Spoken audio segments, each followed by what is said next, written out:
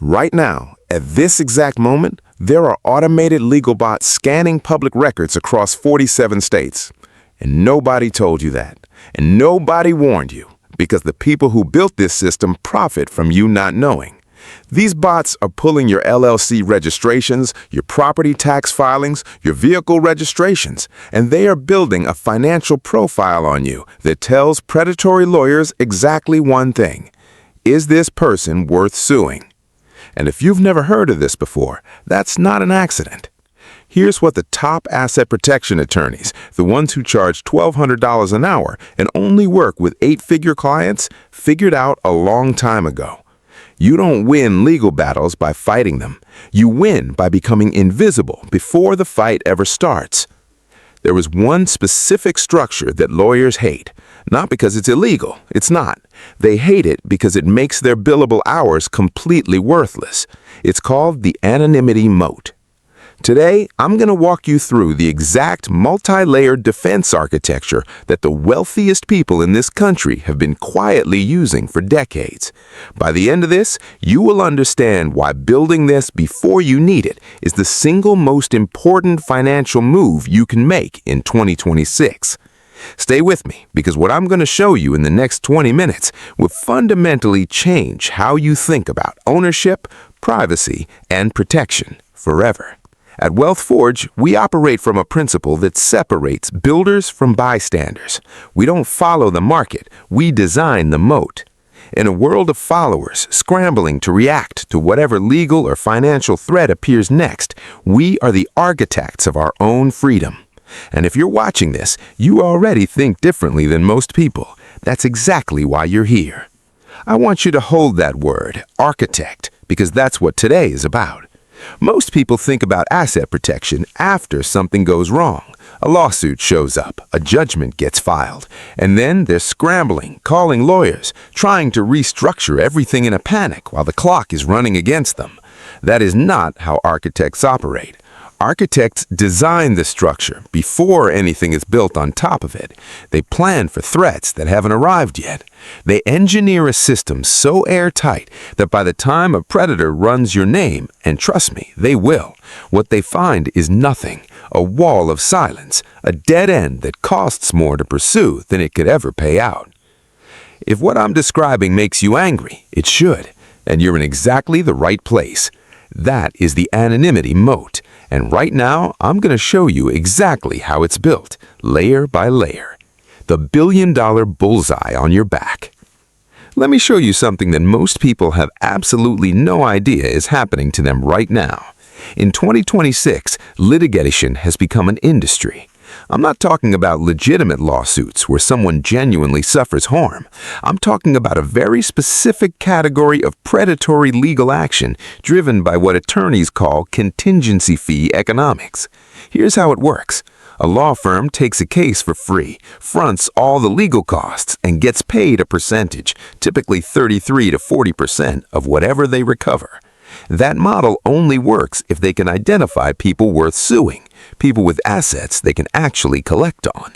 And in 2026, finding those people has never been easier. AI-powered legal prospecting tools now cross-reference public LLC filings, property records, UCC filings, court judgments, and even social media posts to build a net worth estimate on almost any American in under 60 seconds. Think about what that means for you. If your name is attached to an LLC in a state with public transparency requirements, and most states have them, that filing is searchable. If your name is on a deed, it's on the county assessor's website, cross-referenced with estimated property value, publicly accessible to anyone with a browser. If you posted a photo of your new car, the right database can link your face to a registration record.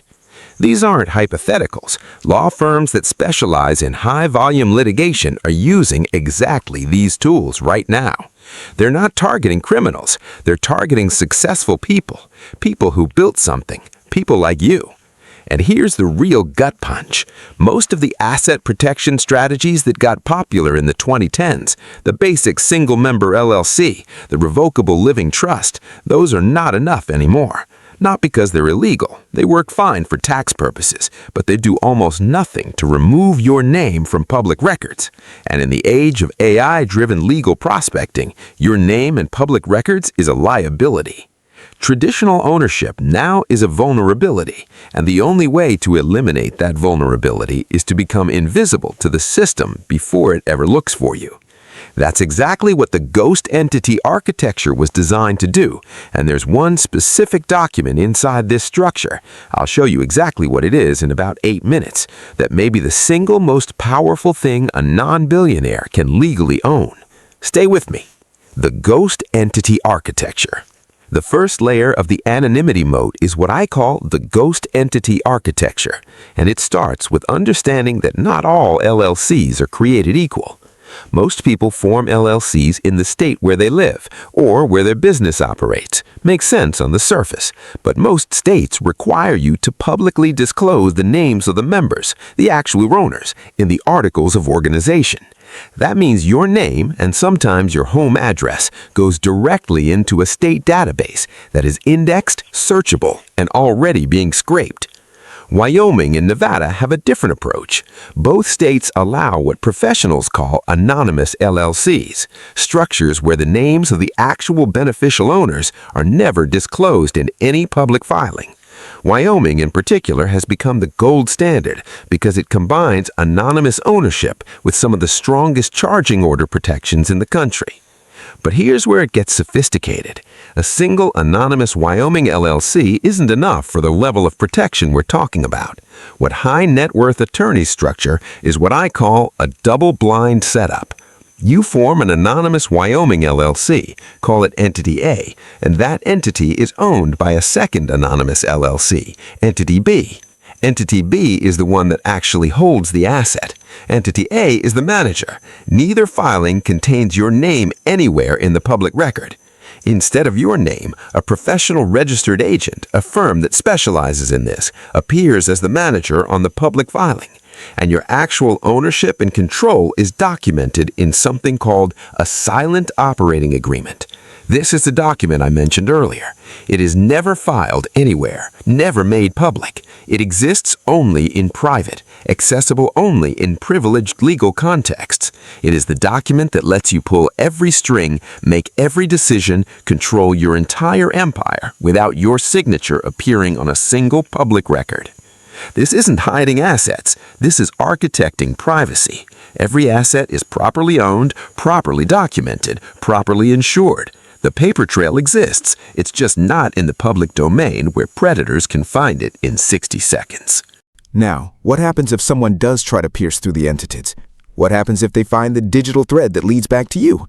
That's where the next layer comes in.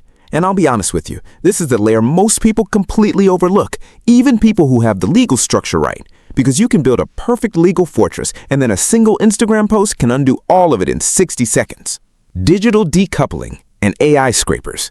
Here's a mistake I see constantly. Someone spends months and real money setting up proper entity structures, anonymous LLCs, nominee managers, the whole architecture, and then they post a photo on Instagram standing in front of the beach house, and they tag the location. And now a data aggregation firm can link their face to that property's coordinates in under a minute. The legal paperwork is only half of the anonymity moat. The other half is digital decoupling. And in 2026, it's become just as critical as the entity structure itself. Modern plaintiffs' law firms now have dedicated intelligence teams. These aren't paralegals doing basic Google searches. These are analysts using open-source intelligence tools, running facial recognition against public property photos, scraping professional headshots from LinkedIn and comparing them against real estate listing images, cross-referencing an email address on an old court filing with a domain registration to find a business address, and then using that address to find assets tied to it. Every digital breadcrumb is a thread they can pull. And here's the part that should genuinely concern you. This has already happened to people who thought their legal structure was solid. The entities were clean, the filings were clean, but one old forum post with their home city, one domain registration with a personal email, one LinkedIn profile listing a company address, and suddenly there's a thread, and threads get pulled. So, the first practical step is an honest audit of your own digital exposure. Search your own name. Search your business name. What comes up? What property records? What court records from past cases, even ones you won? What accounts are attached to your personal email address? What does your phone number return? For real property, real estate, the most powerful tool available right now is the private land trust. A land trust holds title to property in the name of the trust itself, not your name. The trustee, a professional firm, appears on the deed. Your name is nowhere on the county assessor's record. A properly structured land trust de-indexes your name from the public tax roll, which is one of the most heavily scraped public databases in the country. Every financial breadcrumb, every email account, every domain registration, every business address tied to your personal identity is a thread that leads somewhere. Your job is to make sure none of those threads lead to you. For communications and financial accounts, dedicated business accounts through privacy-forward institutions. Never mix personal and business communications on the same infrastructure. Encrypted channels for sensitive discussions. A registered business address, your professional agent's address, on any public-facing documents instead of your home or personal office. When this layer is done right, the AI scraper a law firm lends on your name returns nothing useful, and a lawsuit that cannot find assets to collect on is a lawsuit that never gets filed. But let's say someone is persistent. Let's say they fine you anyway. They file, they win a judgment. What happens then? This is where most people's understanding of asset protection completely breaks down, and it's where the anonymity moat has its most powerful layer: the poison pill defense. In most states, if a creditor wins a judgment against you personally and you own assets inside an LLC, they can seize your LLC membership interest. That gives them the right to step into your shoes as an owner. They can vote, they can force liquidation, they can take everything. Wyoming doesn't work that way. Wyoming is one of a small number of states where charging order protection is the exclusive remedy for personal creditors. What that means, practically, if a creditor wins a judgment against you, the only thing they can receive from your Wyoming LLC is a charging order. They cannot seize your membership interest, they cannot vote your shares, they cannot force the company to make a distribution, they cannot liquidate anything. All they get is the right to receive distributions if and when the company decides to make them. And here is the poison pill built into this structure. If the company never makes a distribution, the creditor receives nothing. But under IRS rules, they may still owe taxes on their allocated share of the company's income they have no ability to access or collect. A creditor holding a charging order can end up owing the IRS money on profits they cannot touch. They are trapped in a tax nightmare of their own creation. The entire economics of the contingency fee lawsuit model collapses.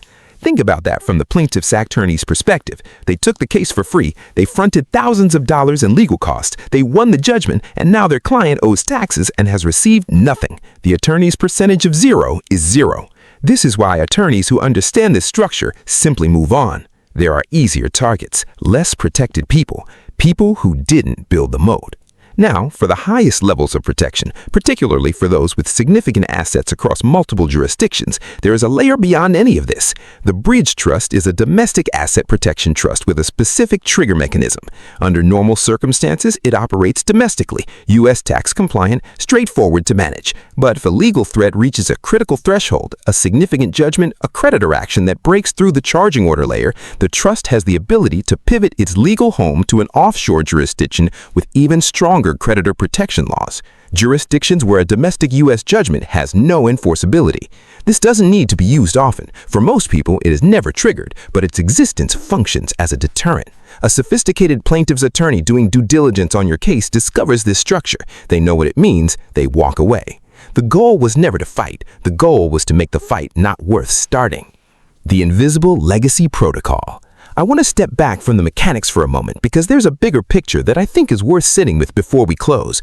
Everything we've covered today, the entity structures, the digital separation, the charging order defense, this is not just about protecting your assets right now. It's about something more fundamental. It's about what kind of life your family lives in a world where legal predation has been industrialized. You build something. You create real value. You accumulate assets through genuine work, genuine skill, genuine sacrifice. And in the current system, visibility alone makes that a target. Your success itself invites attack, not because you did anything wrong, just because you succeeded and left your name in public records.